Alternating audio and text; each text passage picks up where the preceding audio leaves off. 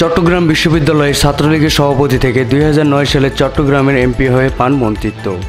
জনরোষে উৎখাতের শিকার আওয়ামী লীগ সরকারের টানা প্রায় 16 বছরের শাসন আমলের পুরোটাই বিভিন্ন মন্ত্রণালয়ের মন্ত্রিত্ব পান এই হাসান মাহমুদ। মঙ্গলবার পালিয়ে বিমানবন্দর পার হতে চাইলে আটক হন সাবেক এই পররাষ্ট্রমন্ত্রী। হাসান মাহমুদ আওয়ামী লীগ সরকারের সবচেয়ে বেশি সুবিধাভোগী মন্ত্রী হয়ে কামিয়েছেন কয়েক হাজার কোটি টাকা।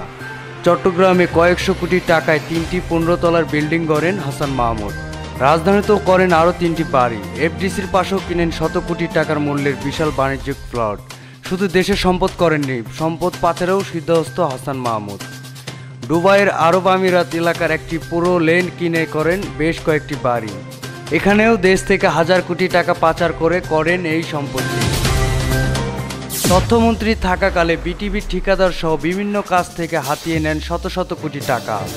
বন পরিবেশ মন্ত্রী থাকাকালীন নিয়োগ বদলিও বন উজাড় করে হাতিয়েছেন কয়েকশো কোটি টাকা। বিপুল অর্থে একটি বেসরকারি ব্যাংকের পরিচালক শেয়ার কিনেন নিজের ভাইয়ের নামে। সংখ্যালঘু সম্প্রদায়ের সম্পত্তি দখলও পিছিয়ে নেই হাসান মাহমুদ। চট্টগ্রামে রাঙ্গুনিয়া হিন্দু ও বৌদ্ধদের কয়েক একর সম্পত্তি দখল করে নেন হাসান মাহমুদ ও তার ভাই। হাসান মাহমুদ মন্ত্রিত্ব পেয়ে নানা বিতর্কের মন্তব্যের জন্য দেশজুড়ে সমালোচিত হন। সম্পদ পাচার ও নানা বিতর্কের জন্ম দেওয়া মন্ত্রী হাসান মাহমুদ বন পরিবেশ ও তথ্য মন্ত্রণালয়ের টানা 16 বছর মন্ত্রিত্ব দায়িত্ব পালন করেন।